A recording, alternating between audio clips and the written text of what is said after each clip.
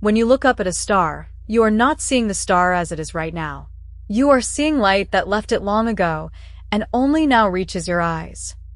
Light is incredibly fast, about 300,000 kilometers per second, but it is not teleportation.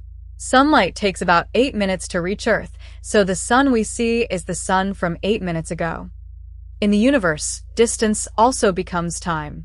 A light year is the distance light travels in 1 year. The farther a galaxy is, the longer its old message takes to arrive. A telescope does more than magnify. It acts like an archive, collecting layers of history that arrive along different light paths and placing them in one image. This is not guesswork. Hubble's legacy field places many galaxies in one deep image.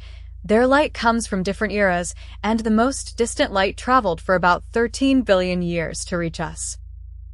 Distant young galaxies often look redder, not because they all shine red, but because cosmic expansion stretches the wavelength of their light. The arriving light also carries evidence of changing space. That is why we cannot receive a photograph of the entire universe at one shared now.